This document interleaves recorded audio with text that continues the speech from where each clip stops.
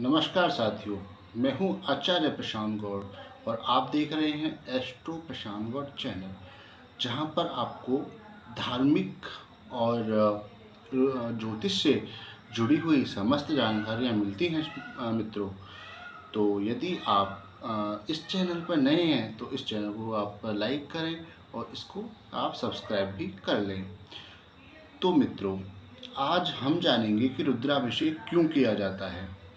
आजकल अब देखते हैं सावन में सभी लोग रुद्राभिषेक करते आपको नज़र आते हैं और हमारे नगरों में और अन्य अन्य जगहों पर हमको रुद्राभिषेक कर्म होता हुआ आजकल दिख जाता है, क्योंकि हर चीज़ को, हर वस्तु को देने वाले भगवान कौन है? शिव है। शिव का मतलब ही होता है कल्याण, जो हमको कल्याण देता है, जो हमारी रक्षा करता है, जो हमें सुख और शांति प्रदान करता है मित्रों, उसी को हम शिव कहते हैं।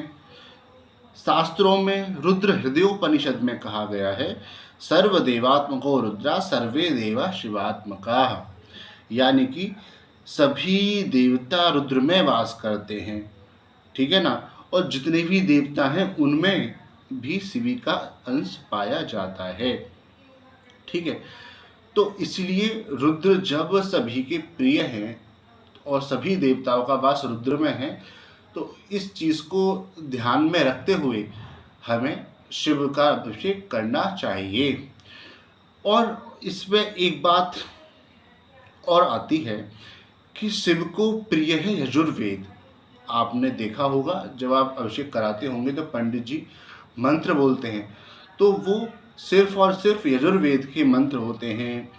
अधिकतर उसमें देखा जाता है रुद्राष्टाध्यायी होती है, फिर उसमें शतरुद्रीय होती है।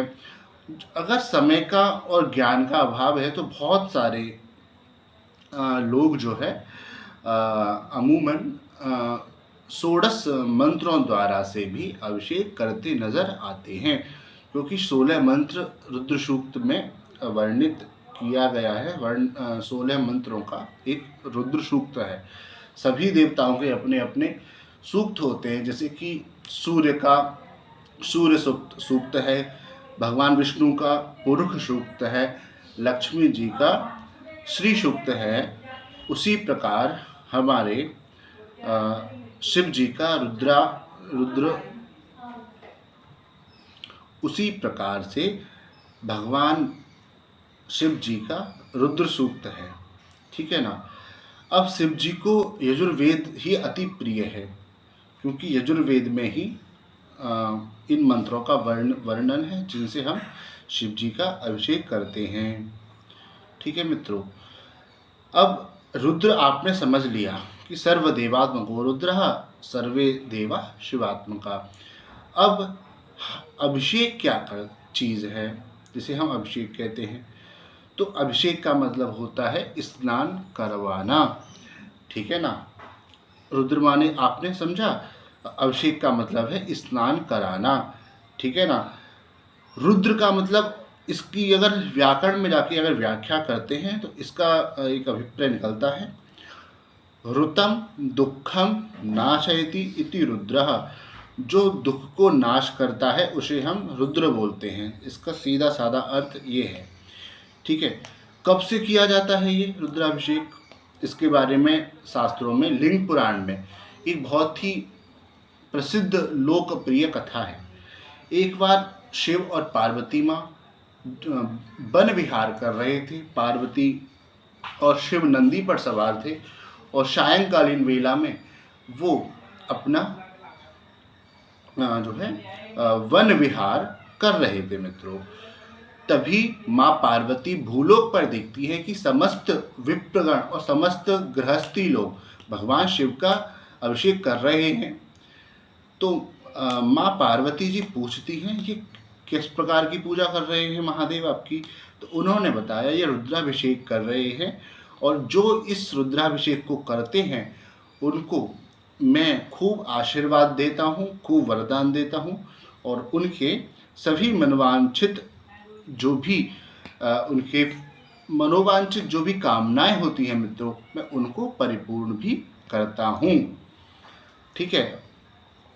तो भगवान शिव का रुद्राभिषेक हमको हर प्रकार से सुख देता है। और जब पार्वती माँ ने पूछा और भगवान ने बताया ये रुद्राभिषेक जो करेगा उसको हर प्रकार से लाभ ही लाभ होगा, तब से ये रुद्राभिषेक हमारे भूलोक पर आदि अनादि काल से चला आ रहा है।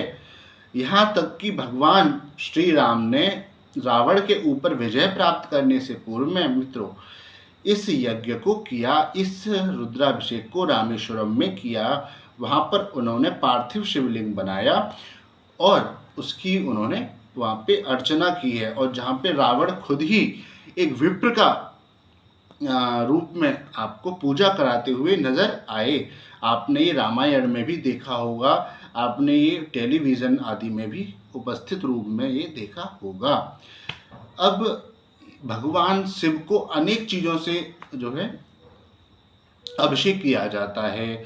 आपने जल भी चढ़ाते हैं, आपने बहुत सारी माताओं को देखा होगा, बहुत सारे ब्राह्मणों को देखा होगा, जल चढ़ाते हैं, दही चढ़ाते हैं, दूध चढ़ाते हैं, शक्कर चढ़ाते हैं, घी चढ़ाते हैं। आदि अनादि चीज़ों से भगवान शिव का ब्राह्मण लोग अभिषेक करते हैं। तो शास्त्र में एक श्लोक दिया गया है कि किस चीज़ को चढ़ाने से हमें क्या चीज़ भगवान से मिलती है मित्रों। तो शास्त्र में लिंग पुराण में स्पष्ट वर्णित है कि जलेन वृष्टिमाप्नोति व्याधि शान्ते कुशोदकै दधना च पशुकामाय श्रिया इक्षुरसेन वै। तो मित्रों इसका अर्थ हुआ जलेन वृष्टिमाप्नोति, किसी राज्य में किसी देश में सूखा यदि पड़ जाता है तो आपको वहाँ पर जल से अभिषेक करना चाहिए। व्याधि शांति कुशोदकै, किसी को कुछ ऐसी बीमारी हो गई है जो है असाध्य है, असाध्य रोग हो जाते हैं लोगों को। अधिकतर देखा जाता है जब किसी को ज्वर की पीड़ा अधिक होती है तो पंडित जी लोग, ब्राह्मण, वैदिक लोग कुशा के जल से अभिषेक बताते हैं।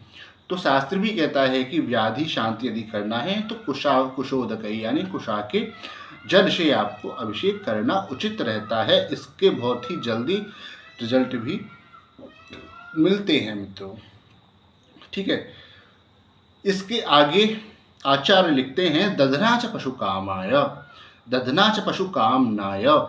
अगर आपको किसी पशु की अभिलाषा है, पशु उस समय में पशु धन होता था, यदि आपको आज के समय में गाड़ी घोड़े की आवश्यकता है, अच्छी सुंदर आपको गाड़ी चाहिए, तो आपको दही से अभिषेक भगवान से करना चाहिए। भगवान आपकी ये इच्छा अवश्य ही पूर्ण कर देंगे।